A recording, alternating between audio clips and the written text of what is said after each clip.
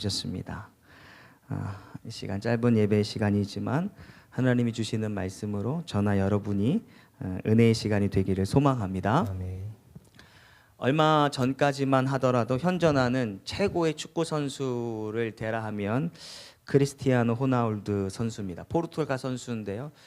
이번 월드컵에 우리와 맞붙을 팀의 에이스이기도 합니다.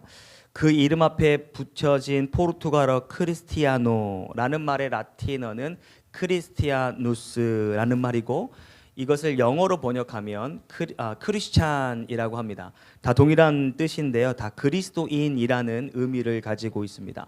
최초의 그리스도인이라고 하는 단어는 누가 쓰게 되었는가? 소아시아에 있는 수리아 안디옥 성도들에게 이방 사람들이 예수 믿는 그들을 향하여 크리스티아누스라고 말한 거죠. 저 사람들은 예수에 속한 사람이야 라고 하는 의미를 담은 겁니다. 우리나라에도 최초 복음이 들어왔을 때 복음이 점점 확산되어지더니 이제 예수 믿는 사람들이 많아지는 겁니다. 유교 사상에 있던 사람들이 그 예수 믿는 사람들을 보면서 했던 이 별명 예수쟁이라고 하는 말과 일맥상통한 겁니다. 이 크리스티아누스라고 하는 이 본래의 뜻은 소유의 개념을 가지고 있습니다. 다시 말해 크리스티아노스라고 하는 것은 예수께 소유된 사람들이라는 말이 보다 더 정확한 의미가 될 겁니다. 오늘 바울이 지금 그 이야기를 하고 있는 것인데요. 로마서 8장 9절 후반절의 말씀이 오늘 우리에게 주제 말씀이기도 한데요. 한번 읽어보기를 원합니다. 읽겠습니다. 시작. 읽으면 됩니다. 시작. 만일 너희 속에 하나님의 영이 거하시며 너희가 육신에 있지 아니하고 영에 있나니 누구든지 그리스도의 영이 없으면 그리스도의 사람이 아니라. 누구든지 그리스도의 영이 없으면 그리스도의 사람이 아니다라고 바울이 말한 이 말의 의미는 우리 안에 성령의 내주의 여부에 따라서 그 사람을 그리스도인이냐 혹은 그리스도인이 아니냐라고 하는 것을 구분지을 수 있는 것이 우리 안에 이 그리스도의 영이 있는지 없는지 여부입니다. 3주간에 이어서 과연 우리에게 날마다 도전해 오는 죄를 어떻게 이기며 어떻게 죽이며 살아갈 것인가에 대한 말씀을 나누었는데요. 오늘은 결론의 말씀을 먼저 드린다면 그것은 우리의 능력이 아니라 그리스도의 능력, 성령의 능력으로 말미암아 우리에게 도발해 오는 죄를 넉넉히 이긴다라고 하는 결론의 말씀을 먼저 드리고 설교를 시작하려고 합니다. 오늘 본문 12절과 13절의 말씀 한번 읽어보기를 원합니다. 12절과 13절입니다. 읽겠습니다. 시작. 그러므로 형제들아 우리가 빚진 자로 돼 육신에게 져서 육신대로 살 것이 아니니라. 너희가 육신대로 살면 반드시 죽을 것이로되 영으로서 몸의 행실을 죽이면 살리니. 바울이 말하는 말의 핵심은 몸의 행실을 죽이면 살 것이다 라고 말하고 있습니다. 몸의 행실이라고 하는 것은 타락한 육신 혹은 타락한 육신이 가지고 있는 본성을 말했는데, 이 조금 어려운 이 단어를 잘 표현하고 있는 것이 또 로마서 6장 6절의 말씀인데요. 다시 한번 같이 읽겠습니다. 6장 6절입니다. 시작. 우리가 알거니와 우리의 옛사람이 예수와 함께 십자가에 못 박힌 것은 죄의 몸이 죽어 다시는 우리가 죄에게 종노를 하지 아니하려 함이니. 여기서 말하고 있는 옛사람이라고 하는 것이 몸의 행실을 말하는 것이고 바로 우리 가운데 있는 죄를 말하고 있는 겁니다. 우리 모두가 다 옛사람을 가지고 있는 사람들입니다. 다시 말해 날마다 죽어져야 할 죄의 본성을 가지고 살아간다라는 말입니다. 바울은 갈라디아서를 통해서 이 몸의 행실 혹은 옛사람, 타락한 본성이 무엇인지를 보다도 구체적으로 적나라하게 보여주고 있는데, 특별히 갈라디아서 5장 19절과 21절은요 새번역 성경으로 한번 읽어봤으면 좋겠습니다. 새번역 성경입니다. 읽겠습니다. 시작. 육체의 행실은 분명합니다. 곧 음행과 더러움과 방탕과 우상 숭배와 마술과 원수 맺음과 다툼과 시기와 분노와 이기심과 분열과 분파와 질투와 술 취함과 흥청거리는 연애와 또 이와 비슷한 것들입니다. 내가 전에도 여러분들에게 경고하였지만 이제 또다시 경고합니다. 이런 일을 하는 사람들은 하나님의 나라를 유업으로 받지 못할 것입니다. 이 죄라고 하는 것이 얼마나 무서운지 지난 몇 주간의 말씀을 드렸는데요. 죄가 가지고 있는 영적 바이러스의 특징이 있다면 질주 본능입니다. 한번 발동이 걸려지면 멈추지 않는다라고 하는 것이고, 이 바이러스는요 대충 하는 법이 없습니다. 완벽하게 사람을 무너뜨리고, 더 무서운 것은 이 죄가 나로 끝나는 것이 아니라 나와 함께 있는 사람들에게 확장한다라고 하는 것이 죄가 가지고 있는 무서움인데, 뭐 예를 들면 이런 겁니다. 특별히 바울이 여러 가지 죄에 대해서 열거했는데 음행을 한번 예로 들어봤으면 좋겠습니다. 이 음행이라고 하는 것은 처음에는 아주 작은 것으로부터 시작을 합니다. 처음에는 상상만 합니다. 음행이 상상에서만 그치게 되는 것이죠. 그러다가 실행에 옮기게 됩니다. 그런데 한 번, 두 번 성공의 짜릿함을 경험하게 되면 이제는 물불 가리지 않고 이제 대범하게 죄를 짓지요. 그런 다음에 자신을 망가뜨립니다. 자신을 망가뜨릴 뿐만 아니라 가족도 망가뜨립니다. 가족을 망가뜨릴 뿐만 아니라 자신의 영혼을 파멸, 죽음으로 이끄는 것이 죄가 가지고 있는 특성이라고 하는 것입니다. 지난 우리가 오늘까지 3주 동안 과연 이렇게 날마다 우리에게 도발해 오는 죄를 어떻게 죽이며 살아갈 것인가에 대한 말씀을 나누었습니다. 특별히 지난주에는 우리가 찾아오는 죄, 이쯤 되면은 우리가 죽이는 것이지라고 여러 가지 착각들에 대해서 말씀을 나눈 바 있는데, 혹시 기억나십니까? 예, 기억이 안 나셔야 또 설교하는 사람도 또 재미가 있지 않습니까? 또 한 번 설교하는 그런 재미.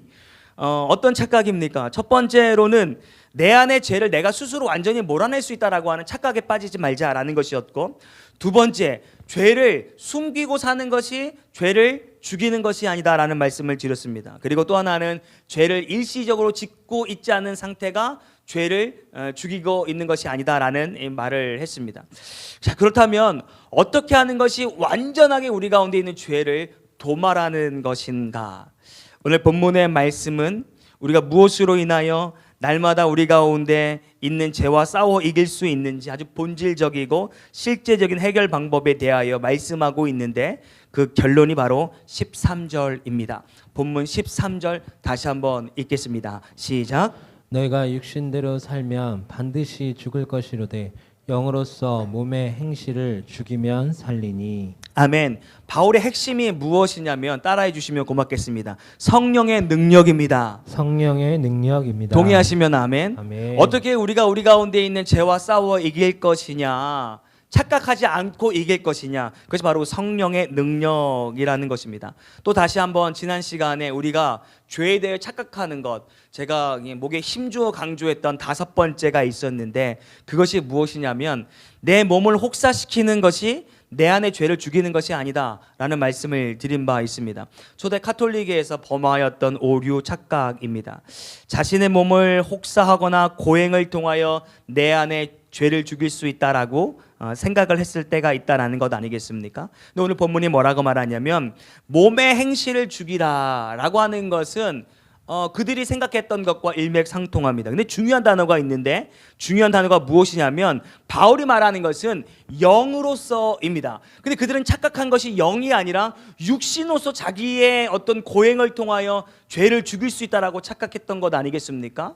바울 당시에 그런 사람들이 많았다라고 하는 것이죠. 그런데 바울이 정확하게 진단하고 있는 것은, 우리 안에 죄를 죽이는 것은 육신으로 죽이는 것이 아니라 영으로 죽인다라고 하는 것을 강조하고 있는 것. 하나님의 영, 그리스도의 영, 성령을 말하고 있는 겁니다. 정리하자면 이런 겁니다. 우리는 날마다 우리 가운데 있는 죄를 싸워 이겨야 하는데, 몸의 행실을 죽여야 하는데 무엇으로 말미암는가? 성령의 능력으로 되어지는 줄 믿습니다. 우리가 여기서 오해가 없어야 하는 것은, 성령께서 알아서 우리 가운데 있는 죄를 도말하시지는 않는다라는 사실입니다.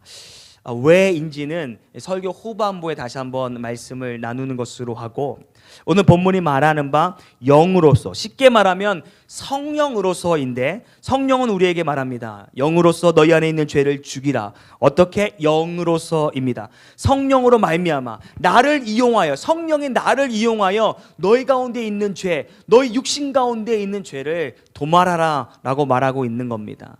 여기서 성령으로라고 하는 말은 성령과 더불어 혹은 성령으로 인하여, 성령을 덧입으로 등등등으로 바울 서신 여러 곳에 해석되어진 것을 발견하게 됩니다.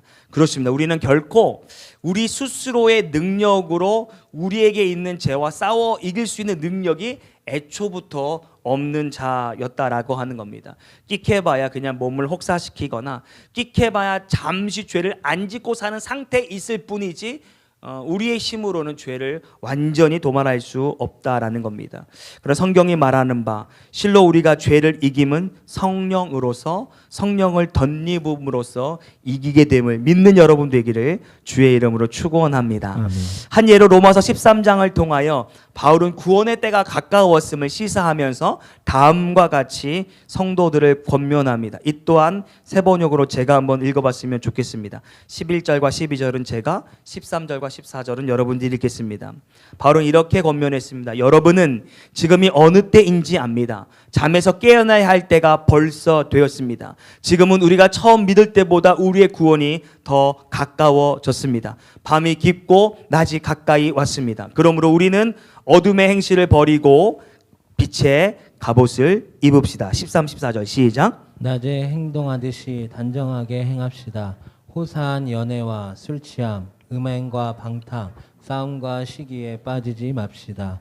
주 예수 그리스도로 옷을 입으십시오. 정욕을 채우려고 육신의 일을 꾀하지 마십시오. 죄는 어떤 모습으로 나타나는가? 술 취함 모습으로 나타나기도 하고, 음행이나 방탕, 싸움, 시기, 분쟁 뭐 등등으로 우리 가운데 이 죄가 침투한다라고 하는 것 아니겠습니까? 우리에게 다가와 그것으로 걸려 넘어지게 하는 것이죠. 그때 그 모든 것을 이길 힘은, 그 죄를 죽이는 원천의 힘이 무엇이냐? 오직 예수 그리스도로 옷 입는 것인 줄 믿습니다. 성령으로서 덧입게 되어지는 것이죠. 다시 한번 13장 12절의 말씀을 한번 읽겠습니다. 본문 13장 12절 시작. 밤이 깊고 낮이 가까웠으니 그러므로 우리가 어둠의 일을 벗고 빛의 갑옷을 입자. 왜 우리가 번번이 죄로 인하여 넘어지는 줄 아십니까? 그것은 어둠의 옷을 입고 어둠을 물리치려 했기 때문이라고 하는 겁니다. 죄라고 하는 것이 곧 어두움인데, 여러분 생각해 보십시오. 어떻게 어두움을 이길 수 있겠냐라는 겁니다. 바보 같은 것이죠. 어두움으로 어두움을 맞선다는 건 더욱더 칠흑 같은 어두움을 인해 만드는 것 아니겠습니까? 그러면 어떻게 어두움을 이기게 되는 것이냐? 너무나도 간단하죠. 빛이면 되어지는 줄 믿습니다. 그 어두움보다 찬란한 빛이 임하게 되거나 비치게 되면 당연히 어두움을 이기게 되는 것이죠. 아담과 하와가 죄를 범합니다. 보암직하고 먹음직하고 먹으면 네가 하나님과 같이 될 거야 라고 하는 사탄의 꼬임에 넘어갔습니다. 그런데 하나님과 같이 되기는커녕 자신들의 죄가 순간 드러나게 됩니다. 자신들과 하나님과 맺었던 신분이 추락하게 되어지는 겁니다. 그런데 보십시오. 그들이 어두움 가운데 있을 때는 자신의 죄가 죄인지 몰랐습니다. 서로 깨닫지를 못했다라고 하는 겁니다. 그런데 그 순간 하나님이 그들을 방문하셨습니다. 빛 대신 하나님이 그들을 방문하셨을 때 비로소 그들이 죄를 발견하게 되었다라고 하는 것이죠. 하나님이 아담을 마음 아파하는 심정으로 부르셨습니다. 아담아, 아담아, 내가 어디 있느냐? 아담이 그때 깜짝 놀라고 죄를 범한 자신의 모습을 발견하고 내가 벗었으므로 두려워 숨었습니다라고 고백하고 있는 겁니다. 우리도 실제 어두운 곳에 있다가 불을 켜면 눈이 부셔서 숨게 되어지는 경험들을 하지 않습니까? 아담 하와가 죄를 이기지 못하고 죄에 노출되는 순간 그 빛의 속도로 그 죄 가운데 빠져들게 되었습니다. 그 순간만큼 그 죄가 죄인지 몰랐다라는 것이죠. 그러나 찬란한 빛 대신 하나님이 그들 가운데 나타남으로 말미암아 자신의 죄가 여실히 드러나게 되었다라고 하는 겁니다.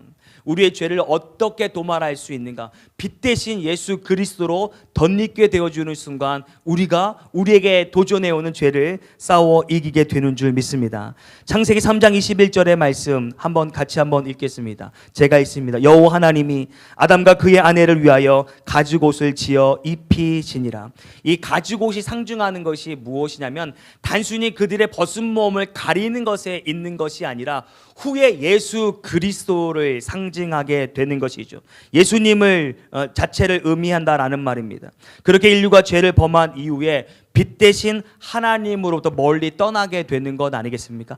아주 오랜 시간 동안 하나님과 가까이 했고 하나님과 교제했던 인간이 하나님과 멀리 된 이유가 바로 죄 때문이라는 것이죠. 갈 길도 모르고 소망 없이 살아가던 인류에게 다시금 빛이 찾아오는 사건이 발생하게 되는데 요한복음 1장 9절은 그때 그 사건을 다음과 같이 기록하고 있다는 겁니다. 읽겠습니다. 시작. 참빛 곧 세상에 와서 각 사람에게 비추는 빛이 있었나니. 아멘. 참빛 곧 세상에 와서 각 사람에게 비치는 빛이 있었나니. 이 빛이 상징하는 것이 무엇인가? 바로 예수 그리스도가 되는 줄 믿습니다. 왜 우리가 이따금씩 우리 가운데 있는 죄를 자각하고 깜짝 놀래기도 하고 마음 아파하면서 하나님 내가 죄인입니다라고 하나님 앞에 눈물로 회개할 수 있는 것은 내 안에 빛 대신 예수님이 우리의 죄를 밝혀 주셨기 때문입니다. 내 안에 활동하시는 성령님께서 아무개야 아들아 딸아 이것은 하나님 앞에 득죄하는 것이다 라고 깨닫게 하시는 은혜가 있기 때문이라고 하는 것이죠. 그것으로 말미암아 아파하기도 하고 그것으로 말미암아 통해하는 회개의 영을 성령께서 비추셨기 때문인 줄 믿습니다. 근데 중요한 것은 이것은 단순하게 인류에게 보편적으로 주신 이 양심이라고 하는 것과는 차원이 다른 문제입니다.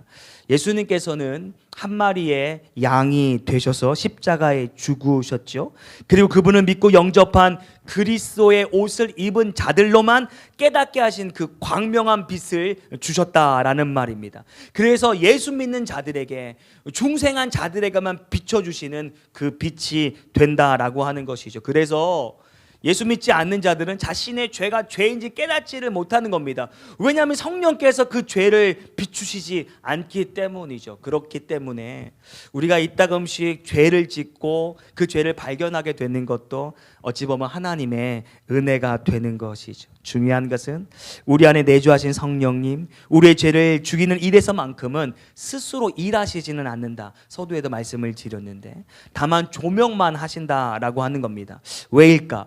이 양 내주하셨다면, 이 양 우리가 중생을 통하여 성령에 내주하셨다면 우리에게 찾아오는 죄가 있을 때 우리는 그 죄를 이길 수 없다고 하셨으니 그 성령이 알아서 우리 가운데 있는 죄를 도말하여 주시면, 자동적으로 도말하여 주시면 얼마나 좋은 일이 되겠냐라고 하는 겁니다. 그런데 성령은 그 일을 하시지는 않는다라는 겁니다. 만약에 성령이 그 일을 스스로 하셨다라고 하면 바울이 그 죄로 말미암아 오호라 나는 공고한 존재로다라고 탄식하는 일이 있었을까? 죄로 말미암아 그러면 성령으로 이기라라고 권면하는 바가 있었을까라고 하는 것입니다. 왜 성령은 스스로 우리의 죄를 도말하여 주시지 않는가? 그 이유는 아마도 왜 우리가 하나님 앞에 꼭 기도해야만 하나님이 응답하시는가에 대한 질문에 대한 이 답변과 동일한 의미를 가질 수 있습니다. 여러분, 왜 하나님은 성도가, 하나님의 자녀가 기도해야만이 하나님은 응답하시는 것일까? 하나님이 능력이 없으시기 때문일까? 혹은 하나님이 들으시지 않기 때문에 역사를 하시지 않는 것일까? 그렇지 않다라는 겁니다. 성도가 기도하지 아니하면 하나님은 결단코 응답하지 않는데, 왜냐하면 기도 없이 응답이 된다면 하나님의 영광은 온데간데 없고 온통 지 영광으로 가득 찰 것 아니겠습니까? 이건 내가 한 것이야, 이건 내 경험으로 하게 된 것이야, 이건 내가 가지고 있는 재력으로 한 것이야, 혹은 내 인맥을 통해서 한 것이야 라고 하는 등등등 하나님의 영광을 나타내지 아니하고 자기 영광을 나타내고 하나님 앞에 득죄할 것이 뻔하니 하나님은 애초에 기도하지 아니하는 자에게 응답을 하시지 않는다는 겁니다. 하나님은 아십니다. 아무개 우리에게 어떠한 응답이 필요하고 어떠한 역사가 필요한지 아시지만 우리가 기도하지 아니하면 응답하지 않는 하나님이 되신다는 겁니다. 동일선상에서 이미 내주하신 성령이 왜 우리 안에 있는 죄를 그 순간 쫓아내지 아니하시는가? 그 이유가 무엇이냐면 그것은 죄에 대하여 하나님께서 우리에게 원하시는 것이 있는데 성령이 민감히 반응하기를 원하신다라는 겁니다. 다시 강조합니다. 성령이 우리 가운데 있으면 우리가 죄를 지으면 자각하게 하십니다. 신앙의 양심을 통하여 네가 지금 죄를 짓고 있어라고 경고 사인을 보내신다라고 하는 것이죠. 그러나 그것을 통해서 더 이상 일하지 않지만 자각을 통하여 하나님 앞에 통회하고 자복하는 일로 나오기를 원하시는 것이 저와 여러분의 하나님이 되시는 거죠. 그래서 바울이 조금 전에 읽었던 로마서 13장 14절의 말씀을 한번 제가 준비됐나요? 14절의 말씀 중요한 말씀인데요. 한번 읽겠습니다. 시작. 주 예수 그리스도로 옷을 입으십시오. 정욕을 채우려고 육신의 일을 꾀하지 마십시오.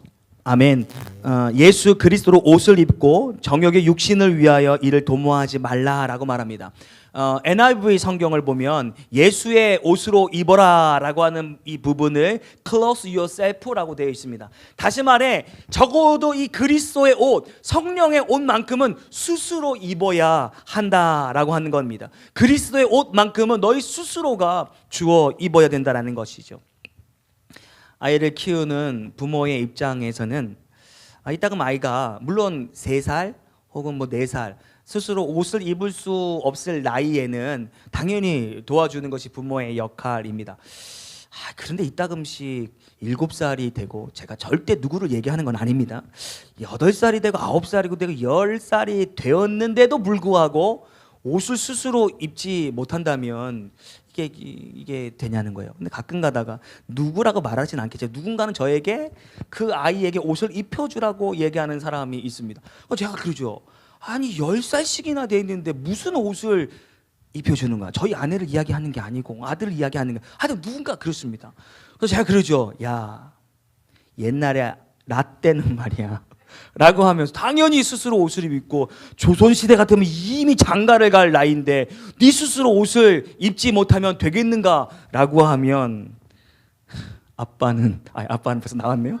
아빠는 나빠, 아빠는 날 싫어해 라고 서운함을 감추지 못합니다. 아이의 입장에서는 좀 입혀주면 좀 좋잖아요. 좀 아침에 일어나기 어려울 때는.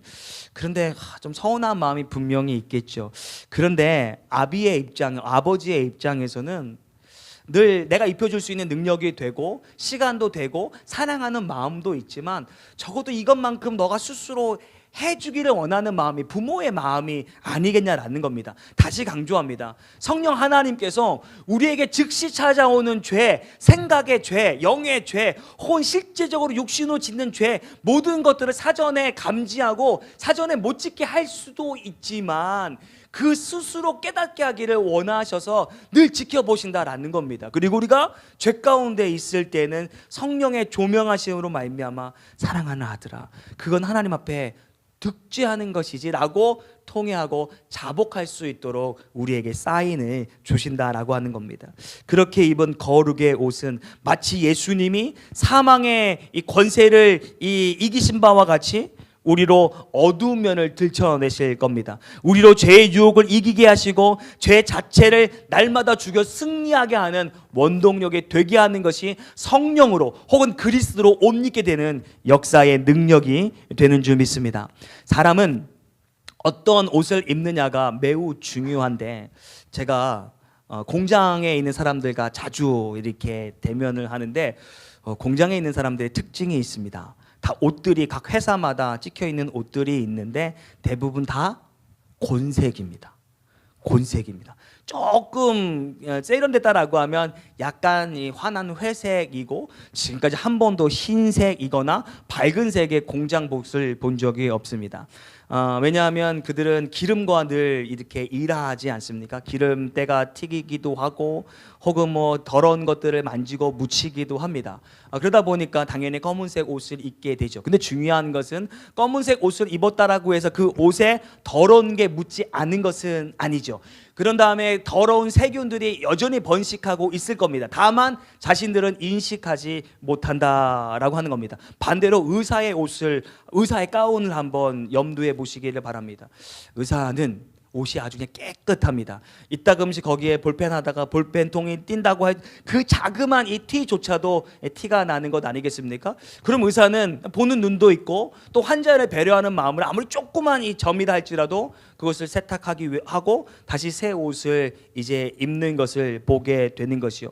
여러분들이 지금 어둠의 옷을 입고 계십니까? 그래서 내가 지금 죄를 짓고 있는지도 여전히 모르면서 이 죄의 저죄를 내 육신의 몸 가운데 내 영혼의 몸 가운데 묻히고 살아 계십니까? 아니면 거룩의 옷을 입고 살아가고 계시냐라고 하는 겁니다. 사랑하는 성도 여러분, 모쪼록 거룩의 옷을 걸쳐 입고 살 수 있는 저와 여러분이 되기를 주의 이름으로 축원합니다. 그렇다면 마지막 이 옷을 어떻게 입을 수 있는 것일까?